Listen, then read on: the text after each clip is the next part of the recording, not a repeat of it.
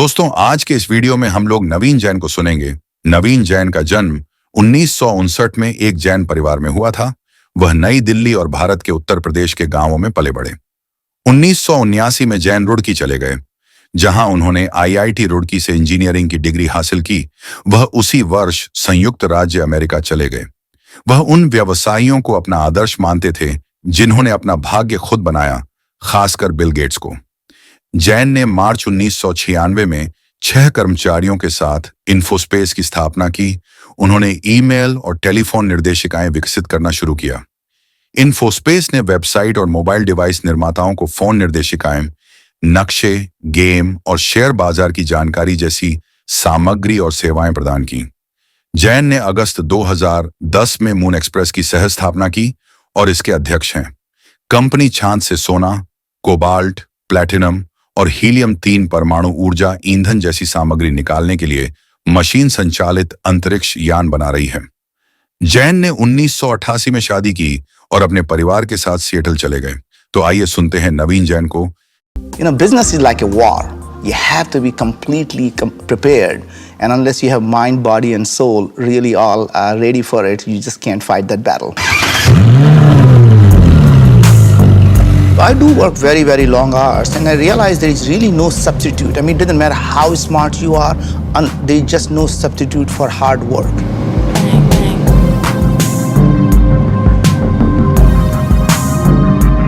If you want to succeed in life, you have to be absolutely at your best. And the only way to be absolutely at the best is to give it 100% of yourself.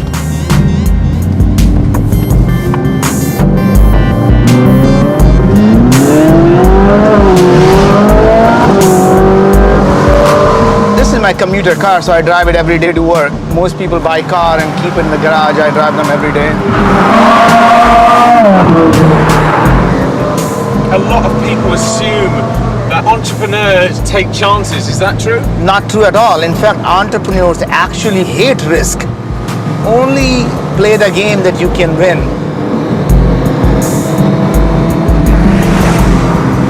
Making money is a byproduct of doing things that you really enjoy doing. It is never a goal in itself. And it's like having sex and orgasm. You have to enjoy the process and not focus on the end goal. People actually who focus on end goal like getting an orgasm never get one.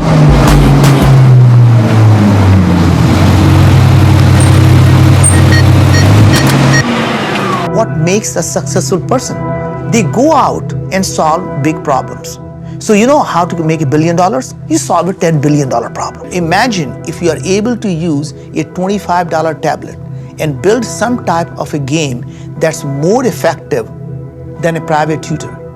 And it's more addictive than the most addictive video game. Think about it, one day a child is going to come to the mother and say, "Mom, can I just play one more hour of math? Because I enjoy it so much." Making money is simply a byproduct of doing things that improve people's lives. Anytime you can help 1 billion people live a better life, you automatically get to create a $100 billion company. But you don't wake up in the morning and say, what should I do to create a $100 billion company? Making money is simply a byproduct of doing things that improve people's life. Look, what if we can understand and make illness optional? And why did we say make illness optional? Because I don't think I or you or anyone has power to eradicate chronic diseases. But each one of us has a power to do something about ourselves. That means being healthy is a choice, and that means being sick is a choice. And that's how you make it optional, by empowering each person to know what they should be doing and what they should not be doing. Just like the Maslow's hierarchy of needs, the number one thing that impacts your health and longevity is nutrition. So if you don't provide your body the right nutrition, it's like not providing the right fuel for your expensive car. So if you're driving a Ferrari and you're going to put some type of a cheap fuel in that, it's just not going to drive well. It doesn't matter how well your body is built. Unless you give it the right fuel, nothing matters. And again, there is no such thing as right fuel for everyone. It is different for everyone. And I think that's where you come in. Exercise is really interesting. Some people have this idea that you have to spend 4 to 8 hours in the gym pumping iron for them to be doing exercise. It is not about how many hours you spend in the gym. It is about giving the two types of things, Right. increasing your heart rate and essentially sustaining that increased heart rate for a short time, and then basically do some type of internal training. And you don't need a lot of it, 15, 20 minutes at the most, or even fast walking uphill for 30, 35 minutes is all you really need. And then the second part is muscle mass. You have to do the weight training. And to me, that is so important because exercise is the key to, in fact, the human health. Today, medical industrial complex, everyone makes money when you are sick. And our concept was, what if we can create something where you actually as a business make money when people are healthy? Everyone in the medical industrial complex wants you to stay sick, but you don't want to be sick. And what if we can go direct to consumer? That is the pain point they have because they are sick and tired of taking a medicine for the rest of their life because they have diabetes or because they have heart disease or because they have depression. And these diseases are constant diseases that rest of your life you'll be taking a drug. And we say, what if we can actually stop that? My mom used to always say, eat slowly, chew your food. And I always wondered, why is she worried that some other food is going to get stuck in my throat? Well, it turns out she must have been a scientist, because when you chew your food and eat slowly, your microbes in your mouth, the oral microbiome, is starting to pre-digest the food so the nutrition can be absorbed in your digestive tract. So every time you eat food and it's sweet, it sends a signal to pancreas, hey, the sweet stuff is coming, the sugar is coming, you start releasing the insulin. And when you eat artificial sweetener, guess what happens? The insulin is all there, but the insulin has nothing to do because there is no glucose to process. And now the people who eat diet stuff, diet soda, diet stuff, thinking they're doing good, and now they become insulin resistant. They end up getting diabetes because they're taking a lot of the artificial sweeteners. Every one of us has this idea that we are born with certain things, and then it's easy to blame someone else for all your problems. That is an excuse, because remember, your genes are not your destiny. So when someone tells you you have a gene that is going to cause you Alzheimer, I ask them a simple question: am I born with that? Yes. It sits in my body for 60 years, 70 years. One day it wakes up and say, I think I completely forgot to wipe out your memory. I'm going to do that right now. It can't possibly happen. It has to change expression of it. That means there has to be a trigger that causes it to do something. And if you can take the trigger away, does it matter what genes you have? Right? Yeah. So point is, don't blame anyone except yourself.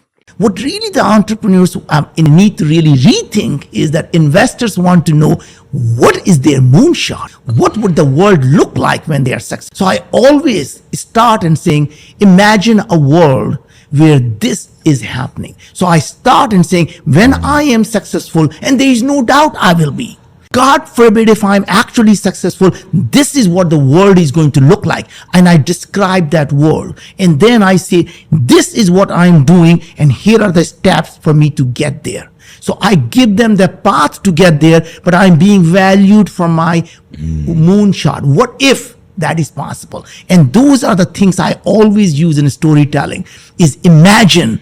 And imagine is the most powerful word. The most I remember is the value of hard work. We all know the success comes from hard work. There is no such thing as overnight success. We all know behind every overnight success, there is years and years of hard work that goes into it. So just remember, if you're not willing to work hard, you can never be successful. Another lesson that I learned as I was growing up from my dad was value of honesty and integrity. These are the cornerstone of everything we do in our life. Each one of us has this conscience. It tells us what's right, what's wrong, and what we should do and what we should not do. Many of us, or some of us, stop listening to this voice. So just remember, when your conscience tells you it's something not right, just don't do it. The value of honesty and integrity is not just about being honest to others, it's about being honest to yourself. It's easy to fool others, but it's very difficult to fool yourself. So just listen to your own voice and be truthful to yourself. As I was in college, I learned a couple of valuable lessons. One of them was passion. We have a lot of distractions in life, but there's something that is really important to us. We spend our waking hours and our sleeping time all thinking about that particular thing. Once you find that passion, you will find that it's no longer a work. It becomes your life. It consumes you. So find something that you're really, really excited about and devote your life to it. Next lesson that I learned was about focus. The interesting thing about entrepreneurs is that they see opportunities where others see none. Well, that sometimes can be very difficult because the grass is always greener on the other side. We constantly see opportunities, and most companies, most entrepreneurs fail because of indigestion rather than starvation. That means they're trying to do too many things at the same time rather than too few. So find something that you're passionate about, stick to it, and provide focus. As a young entrepreneur, I learned several valuable lessons. But I think the most valuable lesson I learned was trusting your own gut instinct. It's not about the spreadsheets. It's not about the numbers. It is about what you feel in your heart. Just remember, there are so many variables in the real life. A spreadsheet can never capture them. The brain only works on the logic of zeros and one, and it doesn't know how to deal with a lot of the gray areas. Your gut, your heart, is a chemical computer. It computes things on a fuzzy magic, fuzzy logic. That means a lot of the times you will start to feel that something doesn't feel right, even though the numbers do add up. Another valuable lesson I learned was being persistent while being flexible. A lot of entrepreneurs spend way too much time writing a business plan rather than really doing things. As you are continuing to execute, you will find new things. You will learn new variables. The trick is to have your business plan which only provides you the guidelines but not the roadmap. Because as you are going out and doing things in real world, you will find things will never ever turn out to be the way you expected them when you started a business. So don't try to stick to your business plan or spend too much time writing a business plan, but learn as you are executing on a business plan, and you will find yourself to be successful. Another lesson that I learned was value of teamwork. As an entrepreneur, when I started, I thought I could do everything. But as I started to execute on our business plan, we found out that nobody can ever be good at everything. And the trick is to be honest with yourself and know what your core strengths are and find other people who can complement your core strengths. You'll find that you're certainly good at few things, but not everything. And if you can find smart people who can complement your skills, you can always be successful. The mistake that most of us make, we tend to find and like people who are like us. But you need to find people who are not like you, people who complement you, but in some sense it's a very, very difficult thing to do because we tend to like and be associating with people who are like us. Well, the last and the most valuable lesson as an entrepreneur I learned was about the value of execution. Way too many people spend too much time thinking about the vision. We are taught that you have to build a better mousetrap. Every venture capitalist will tell you that to be a successful entrepreneur, you need a breakthrough innovation. Well, you have to assume none of us, or at least most of us, are not the smartest people in the world. There are lots and lots of great inventors out there. How are we going to be the person who's going to always build a better mousetrap? Well, to be successful, you don't have to build a better mousetrap. You just have to build a different mousetrap. And as long as you are executing well, the business always comes down to block and tackle. It's not about the great vision, it's always about the great execution. And you can always succeed by out executing your competitors, not necessarily having the best product in the marketplace. And I think the Microsoft is a great example where they took a same product that other people may have had, but they executed substantially better, and today they're the market leader in the industry. Well, the last two lessons I learned was in the second phase of my entrepreneurship. It was about enjoying the journey. Road to success is a long road. In fact, I don't even know this road ever leads to a destination. We all have to know that as long as we are enjoying what we are doing, it doesn't matter whether we reach our destination or not, because we are always having a time of our life. Think about it. What if you're not enjoying what you're doing? What if you actually reached the destination and you look back and found, for what? Why did you spend all this time trying to get to this destination that wasn't worthwhile? So what I learned was, spend all your time doing things that you really enjoy. And most importantly, enjoy and celebrate the milestones along the road to success. If there is one lesson that I think is the most valuable, it is about giving back. When you are successful, it is your responsibility to give back. Think about how many people who helped you to get where you are today. Think about what success, how much you take away from others. Many times, we don't even know who helped us to get to where we are today. How are we going to pay our debt back to the society? The only way I know is to continue to help other people that you can actually help and make them successful. Giving back is one thing you can always do at any point in your life. And I can tell you, I wish I learned this lesson when I was young. There is so much we owe to everyone in the society for helping us be who we are today. And just remember, when you're successful, giving back is not just a responsibility, it's your obligation. As I look back and find what makes a person a successful person, we all know success is very personal. All I can tell you is success is not about the amount of money you have in your bank. Success is about the number of people whose life you can have positive impact on. Success is about making a difference. Success is about doing things that you enjoy.